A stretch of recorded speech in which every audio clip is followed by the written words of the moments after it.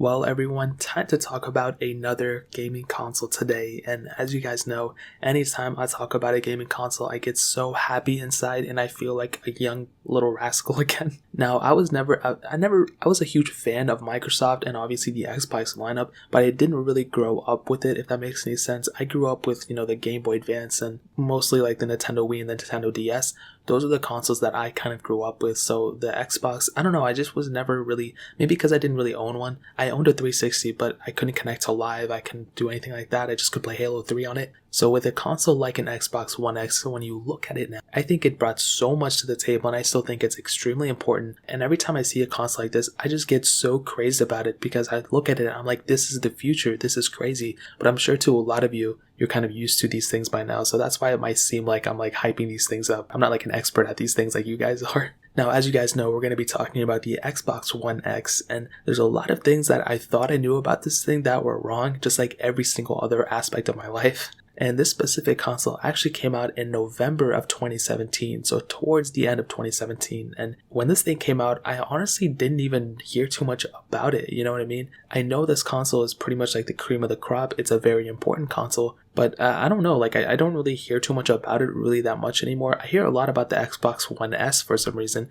but now we have the Xbox Series X coming out that's going to be replacing this. So I guarantee you right now, everyone, if you're planning on purchasing Xbox One X, I'm telling you just to wait a little bit longer. Even if at the end of the video I tell you still pick it up, whatever, I would recommend you waiting out until the Xbox Series X comes out. And I keep saying Series X, but it's Series whatever. I would recommend waiting until that comes out because then the Xbox One X prices are going to be coming down quite a bit. We see this over and over again with not just gaming consoles, but with every console or any device really. Once the newer thing comes out, the older ones go down in price, and this one, it doesn't cost how much it should have cost when it came out. Obviously it should have cost whatever. I think when it came out it was selling for about $500 in the United States. On the used market, I've seen a couple of these things go for about like $350-ish, somewhere around that price. But once the Series X comes out, this price is going to go down quite a bit. I'll probably say like $200 to $250 or whatever. You'll save yourself about a couple of $100. So I would recommend you going that route for sure. So the Xbox One X, it was under the codename Project Scorpio, which is kind of funny because if you think about it,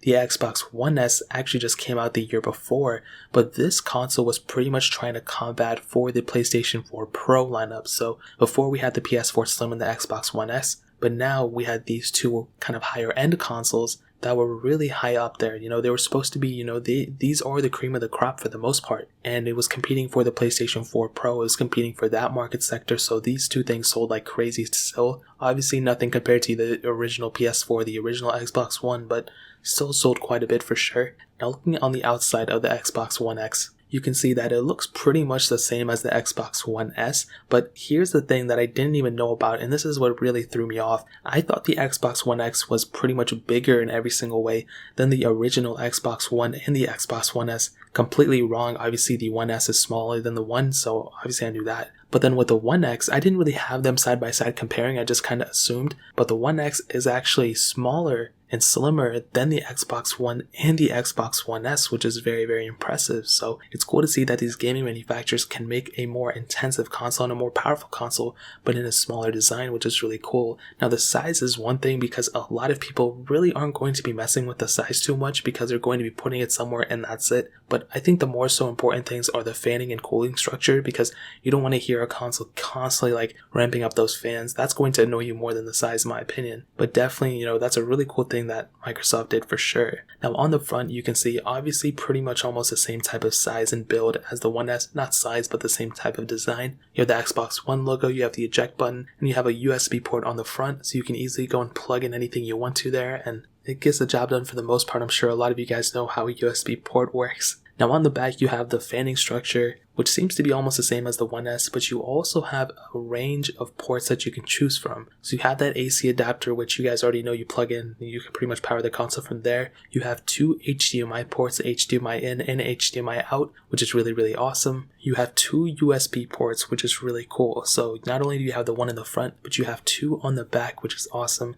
You have that IR out, and you have that Ethernet port. Now, with that HDMI in, this is very interesting. I didn't know this, but apparently with that HDMI in, you can actually connect a Nintendo Switch straight into that HDMI in and output it through your Xbox One X. and be able to play games like Animal Crossing or the Switch games from your Xbox One X as long as you have some sort of Nintendo Switch. Obviously, you can't just play ROMs on it, but I think that's a really cool thing, and I was really surprised about that. I saw a tutorial on that the other day. I'm like, okay, that's really cool. So in terms of the outside, that's really pretty much the main difference, you know what I mean? And that's pretty much what the console was kind of, I wouldn't say known for, but that black color, that sleek, matte texture on it was a really cool thing. It doesn't feel as premium as I thought it was going to feel, though. That's one thing I want to just take out the way. The original Xbox One felt pretty good. Even the One S felt pretty good. This one felt a little bit different to me, though. Maybe it's just me saying something stupid, but that is kind of something that I just wanted to note. But either or, you're not going to be feeling it every day. It doesn't really matter. The main important thing you're going to be doing with this thing is gaming with it. And for sure, at the end of the day, there are tons of games.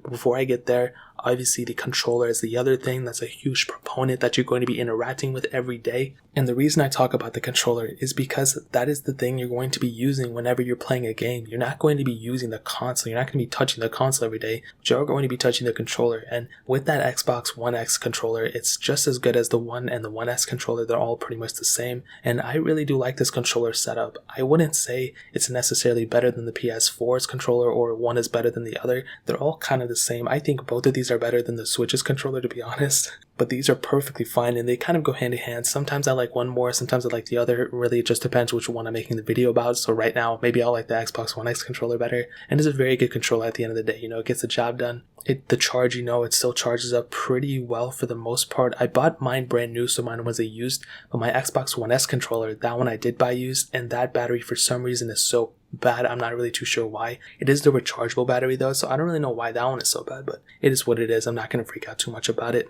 So for sure, at the end of the day, the controller is definitely a plus in my books. Now, hating on the gaming selection of the Xbox One X. Now, obviously, this thing can play all of those Xbox One S and Xbox One games, which is really, really cool. So you have not only all those designated platform games for this controller and this for specific gaming console, but the thing you have to keep in mind, though, is that because downloadable content is becoming so much more relevant, more people are not going to stores. Less people are going to stores. They're not going to GameStop or Walmart to pick up games. They're really just downloading them online, which means that, in my opinion, these consoles are going to be lasting even longer. But the thing, though, is that with the Xbox Series X coming out, that pretty much means that the Xbox One X games and the whole entire lineup, less people are going to start developing games for this specific console, which is kind of sad.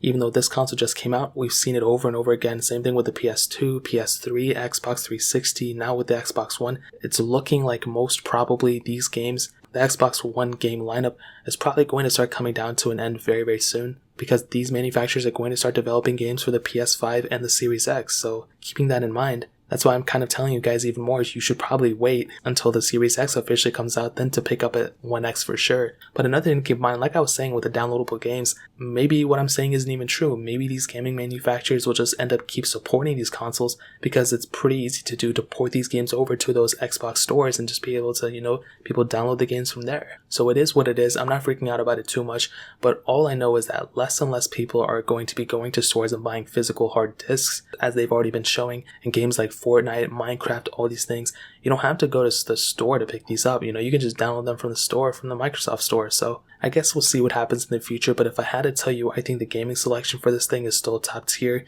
Even once this thing, stops getting game support and people stop developing games for it, probably in the next couple of years, I don't think a lot of people are going to be, replacing their Xbox One X anytime soon. The graphics are great. The games are great. There's really nothing that's telling me otherwise, you know what I mean? And I'm not even that big of a gamer, and I can't even tell you, the console, this console is amazing for sure. Maybe the only thing, sometimes the fans get ramped up every once in a while, but other than that, I think it's a very good console at the end of the day for sure. Now, to kind of end off, obviously there's some modding capabilities for this console as well. As far as I know, I could be kind of wrong about that, but like I've stated with other consoles, if I had the ability to mod it, I would 100% do it. It only makes sense. It's your console, you own it, so you can just write your stuff, bro. If you have that capability, it shouldn't be extremely hard either. Obviously, you have to make sure your Xbox One S is compatible. If it is, then I would recommend you doing it. If it's not, then obviously kind of look elsewhere. But the main thing and the main question that I'm going to get is, should I pick up the Xbox One X still? As I said before, yes, 100%. It's a tremendous console.